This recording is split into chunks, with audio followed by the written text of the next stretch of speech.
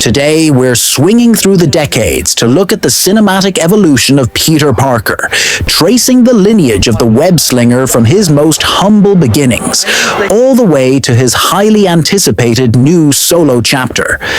This isn't just about the suits, but the seismic shifts in storytelling, production, and massive budgets that made Spider-Man the box office giant he is today. As shocking as it sounds, long before Sam Raimi's 2002 film, the genuine title of first live-action Spidey goes to the 1977 TV pilot, later released as a film, The Amazing Spider-Man. This was Spider-Man at his most unglamorous.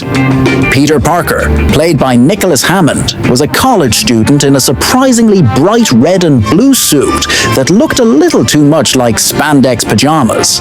The biggest production detail? His web shooters were large, clunky silver devices worn over the suit on his wrists, a functional detail that immediately set him apart from the organic web shooters fans would later debate.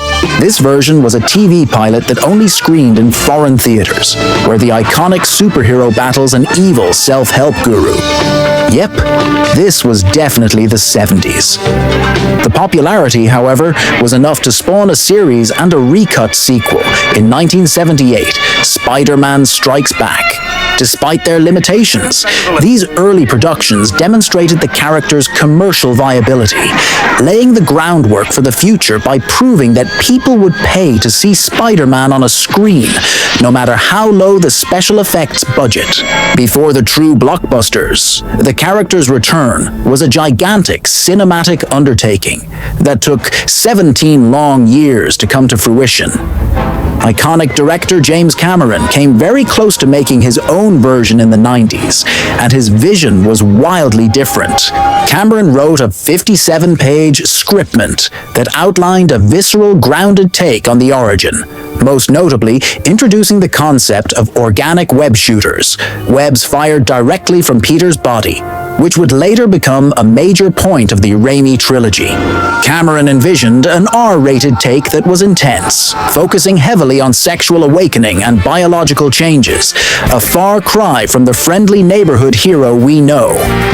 Ultimately, a complex web of studio rights and bankruptcy put a stop to those plans, leaving us to wonder what a Titanic-sized, biologically focused Spider-Man epic would have looked like. When Spider-Man finally arrived in 2002, it wasn't just a movie. It was a cultural explosion that redefined the modern superhero genre. This was the moment the world met the classic Raimi suit, a cinematic masterpiece defined by the raised, metallic silver webbing and the perfectly proportioned brick red and deep blue colors that gave it a fantastic texture. Early drafts of Spider-Man 1 featured Dr. Octopus as the antagonist, but director Sam Raimi decided to introduce the Green Goblin first.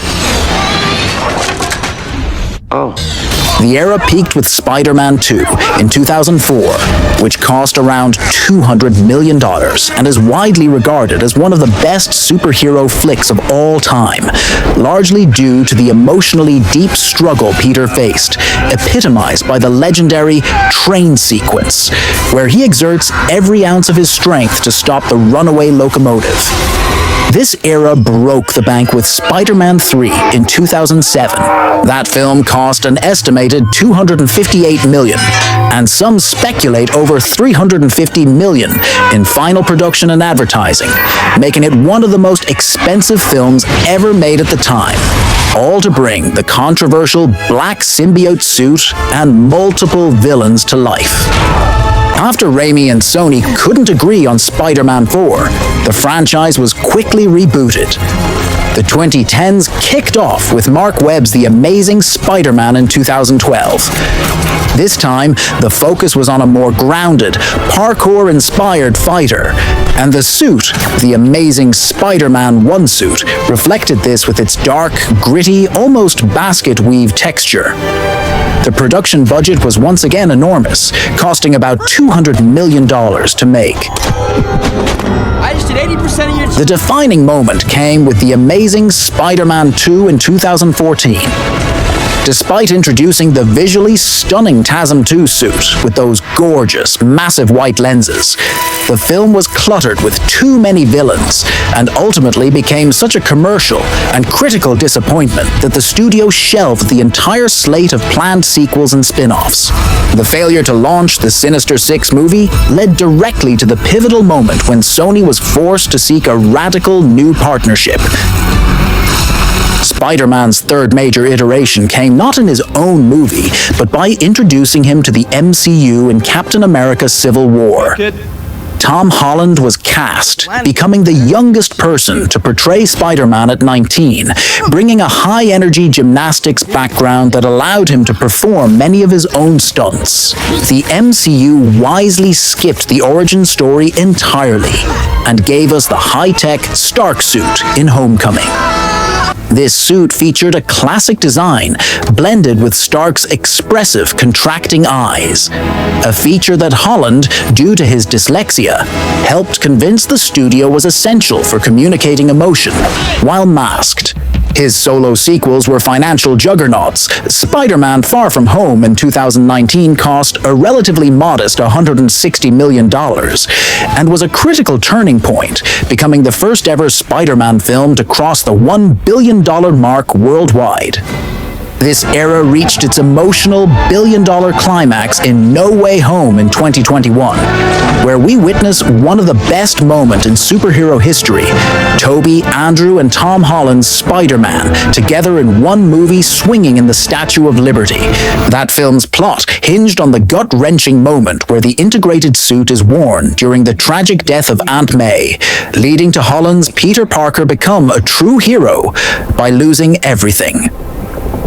No Way Home went on to gross over $1.9 billion worldwide, proving Spidey was Marvel's most valuable asset. Looking ahead to the highly anticipated 2026 film, titled as Brand New Day, the continuation of what happens next after the events of No Way Home. The narrative pivot sees Peter Parker completely erased from public memory, forcing him to be a hero with nothing. The new red and blue suit seen at the end of No Way Home is not nanotech. It's a suit Peter made himself in a rundown apartment, a direct nod to his true comic book roots. This fourth solo film, directed by Destin Daniel Cretton, who also directed the Shang-Chi, is set to return Peter Parker to a street-level hero, facing off against gritty villains like the Scorpion and Tombstone, with rumored appearances by Daredevil and the Punisher. The next chapter is about Peter standing alone, no tech, no Avenger budget, and no wealthy mentor, finally fulfilling the friendly neighborhood promise by defining his own destiny on the big screen. There you have it. The complete detailed evolution of the live-action Spider-Man, a journey spanning nearly 5 decades of film and television. It's a story of constant reinvention, climbing from a low-budget TV movie to a multi-billion-dollar cinematic icon. Which era defines Spider-Man for you? Let me know in the comments below. Don't forget to like this video and subscribe for more definitive superhero history breakdowns. Thanks for watching, and I'll see you next time.